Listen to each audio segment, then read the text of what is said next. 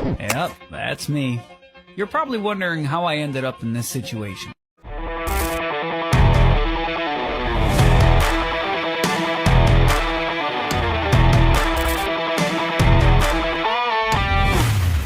Yo, kumusta mga pare, no? May tanong lang ako sa inyo. Alam niyo ba kung para saan itong mga gamit? Siyempre, cutter yung isa, no? Pero dito may napansin lang ako. Sa mga alaga ko, masyado na palang matataas sa mga to. Hindi na ma-reach. Kaya ang gagawin natin para hindi masayang kasi no-control ko nga siya. Para maabot pa din yung mga bunga. Gagawin natin ay imamarkot natin yung mga yan. At sana, epektibo yung mga gamit natin, no? Lalo na yung transparent ball na yan. Ewan ko kung effective yan. Kaya, ano pa hinihintay nyo, no? Simulan na natin! Project 101 nga pala mga pre. Ito, marketing tayo dyan. May na-hunting na nga pala tayo dito sa branch. Yan. Dito banda, dyan tayo kukuha ng sukat para maugatan siya, pre. Yun. Tapos dito naman, pangalawa. Yan. Itong linya na yan. Depende pa. Titingnan ko pa mamaya. Yan. Tingnan ko pa mamaya yan kung saan ba kukuha dito. Kasi dapat yung kukuha na natin is level doon sa may bakod natin na kulay pula. Yan. Nakikita nyo guys. Yan. Tapos, eto yung pangatlo. Yan. Yan. Mahaba na yan. Yan. Doon pa rin banda sa may bakod. Kasi parang ano na yan. Pinagawa namin yan. Standard na. Yung height. Tsaka mas control din yan. Ganyang height yan. Ito yung pang-apat. Tapos ito yung pang-lima. Dito, balit, hinanda ko na pala yung mga marketing balls transparent. Hindi ko alam ang tawag. Basta nasa TikTok shop ko lang yung video. Yan. Ano natin ng pataba, pre. Yan. Lagay lang dyan, pre. Dito pala naka-ready na rin yung naudkuran ko na rin pala to. Nakuha ko na yung cuts. Kaya papahidan na natin ng aloe vera. Yan, lahat yan. Papahidan natin ng aloe vera, pre. Para daw mas bumilis daw yung paglabas ng ugat nila. Yan.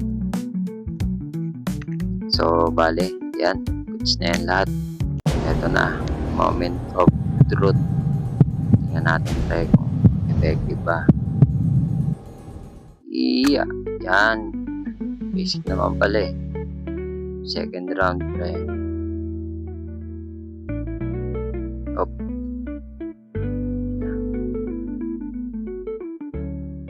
Lagyan natin. Anak ka ng wete. Talaga naman. Oo. Yan nga muna. Pawi tayo. Papalikan natin. Round 2. Fight!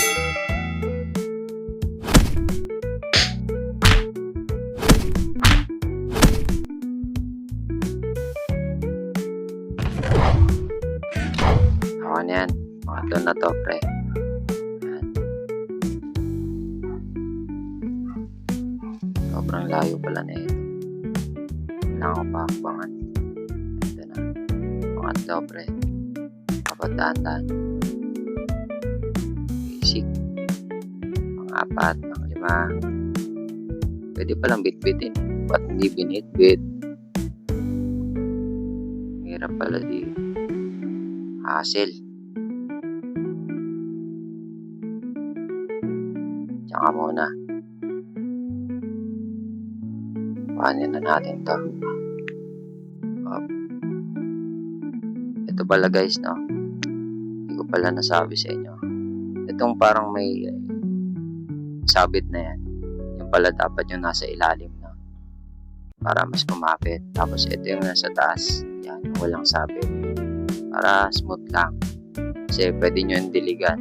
Pwedeng dumaan dyan yung tubig. No? Para mabilis din siya magugat. Yan. Ito na yun. Pang 5 ata. O, tama. Yan.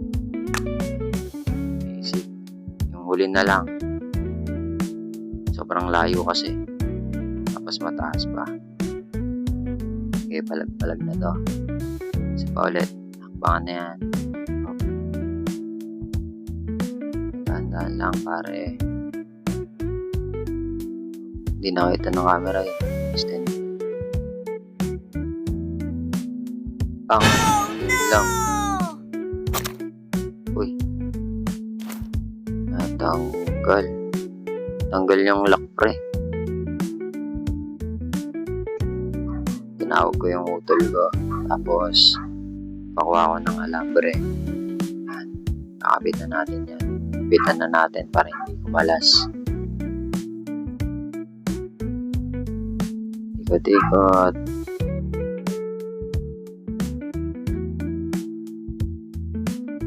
Last one. Ikot. Yan. Pwede na yung goods na yan. Sa punto na to, iniisip ko lang kanina kung lalagyan pa ba natin ito ng bolang transparent. Tapos meron pa doon nakalawit sa labas. Tapos tsaka itong patayo na to. Siguro next time na lang. Tapos medyo bata-bata pa naman yung branch niya. Kailangan medyo matured ng konti. Yun, dito ko na lang tatapusin mga pare. I shall return, boy. So, update ko na lang kayo. Salamat sa mga nanood. Sa next episode ulit.